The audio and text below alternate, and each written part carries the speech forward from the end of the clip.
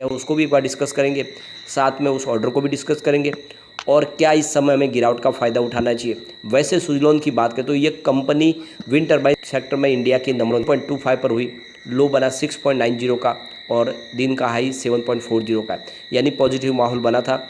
कुछ खरीदारी भी हुई और उसके बाद में जिस तरह से बड़ी बिकवाली हुई तो स्टॉक नीचे आ गया दबाव में और 6.95 पर क्लोजिंग हुई, जहाँ पे हमने 2.11% की गिरावट देखी। अब यहाँ पे आप देख सकते हो पिछले 5 दिन में स्टॉक करीब 11.46% गिर चुका है, काफ़ी बड़ी गिरावट हुई है।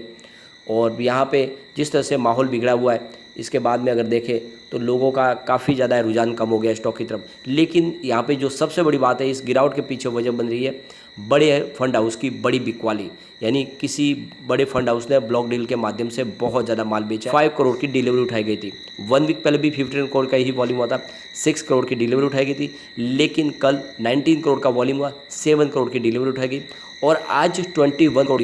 और इसका क्वेश्चन का आंसर भी पूछा गया था हिमांशु मोदी के पास कि क्या ये गिरावट हो रही है, किसी बड़े फंड हाउस ने बड़ी बिकवाली की, तो उन्होंने इसका जवाब दिया कि इसके बारे में हम कुछ कह नहीं सकते कि आखिर खरीदारी किसने की है और किसने बिकवाली की है, लेकिन ये बात ज़रूर है कि वॉल्यूम में भारी बढ़ोतरी हुई है। अब इसके बीच में एक बहुत बड़ी गुड न्यूज़ निकल के आ रही है, सुजलॉन एनर्जी को करीब 144.9 मेगावाट का विंड पावर प्रोजेक्ट मिला है।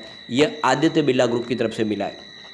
तो यहाँ पे एक्सचेंज को जानकारी दी गई है कि सुजलॉन एनर्जी को 69 यूनिट विंड टरबाइन के इंस्टॉल करने का ऑर्डर मिला है आदित्य बिरला ग्रुप की तरफ से। और ये आप देख सकते हो कि इसके साथ में हाइब्रिड इलेक्ट्रिक ट्यूबलर यानी जो टावर है वो भी लगाएंगे और जो इसकी रेटेड कैपेसिटी होगी वो 2.1 मेगावाट की होगी ईच विंड टरबाइन की। और ये जो प्रोजेक्ट होगा यह जिनको कमीशन करना है पूरा 2023 तक। और आप देख सकते हो कि मध्य प्रदेश और गुजरात में ये विंड टरबाइन इंस्टॉल किए जाएंगे। तो आप देख सकते हो कि काफ़ी अच्छा ऑर्डर मिला है। तो यहाँ पे इस मौके पे नए एमडी विनोद आर तांती की तरफ से बड़ा बयान दिया गया है। उनका कहना है कि आदित्य बिरला ग्रुप से जो हमें ये ऑर्डर मिला है ये एक तरह से हमारे लिए एक गर्व की बात है और ये काफ़ी अच्छा ऑर्डर है, एक बड़े घराने की तरफ से हमें ऑर्डर मिला है और इस तरह से आने वाले समय में हम और भी बहुत सारे प्रोजेक्ट करने वाले हैं। इस प्रोजेक्ट के माध्यम से करीब 0.94 लाख हाउस होल्ड्स को इसकी बिजली मिलेगी ग्रीन एनर्जी के माध्यम से और करीब 3.72 लाख कार्बन का जो वातावरण में पोल्यूशन फैलता था इलेक्ट्रिसिटी की वजह से वो अब रुक जाएगा। तो एक तरह से काफ़ी बड़ा ऑर्डर मिला है।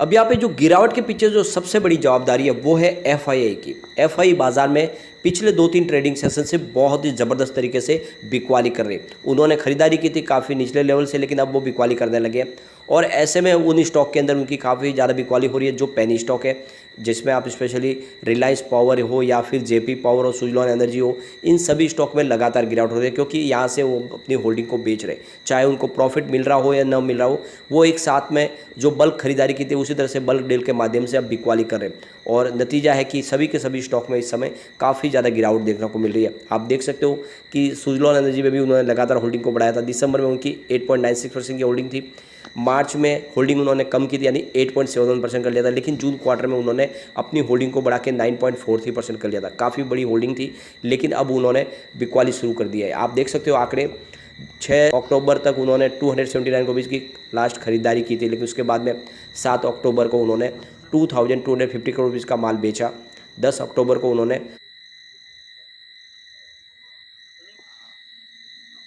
612 रुपीज़ की बहुत बड़ी बिकवाली की और इस तरह से ये पूरा का पूरा माहौल बिगड़ा है।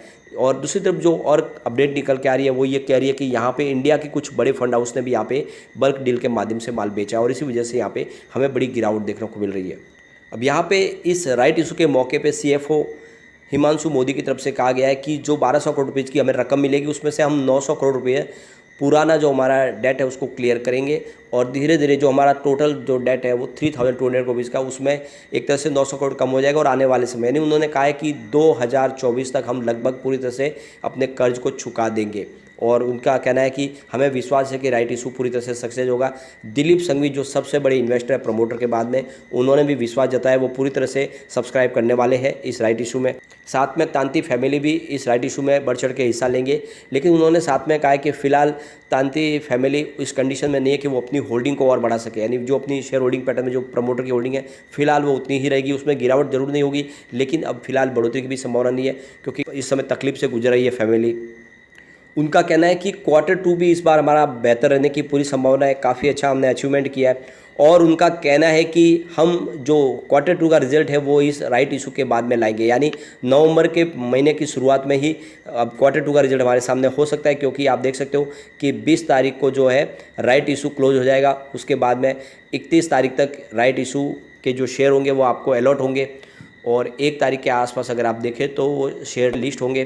तो इसका मतलब ये है कि नवंबर के पहले सप्ताह में, यानी 10 तारीख के पहले पहले हमारे Q2 का रिजल्ट देखने को मिल सकता है। ये एक तरह से हिमांशु मोदी ने अपनी तरफ से क्लियर किया है। यहाँ पे आप देख सकते हो गिरावट उसके पीछे है बहुत बड़ी डील, जो आप देख सकते हो सुबह से ही शुरू हो गई। 9:16 पर देखें तो 7.32 की प्राइस से करीब 24 लाख शेयरों की बिकवाली हुई। फिर 9:19 पर 7.30 की प्राइस से 19,45,000 शेयरों की और बिकवाली हुई। फिर 1:30 पर 6.90 की प्राइस से 16 लाख शेयरों की बिकवाली हुई। फिर 1:47 पर 22 लाख शेयरों की बहुत बड़ी बिकवाली हुई।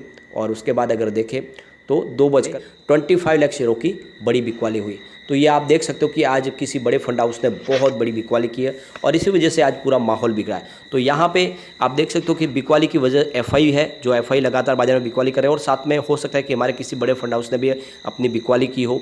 और जैसे कि Q2 का एंड हो गया है, काफ़ी फंड हाउस है जो ऐसे में अपना एक साथ में जो इन्वेस्टमेंट किया वैसे ही एक साथ में इन्वेस्टमेंट फिर निकालते भी है, और इस वजह से भी थोड़ी सी गिरावट बन रही है। लेकिन इस गिरावट का आपको फ़ायदा उठाना चाहिए। सुजलॉन का नज़रिया लॉन्ग टर्म का काफ़ी अच्छा है।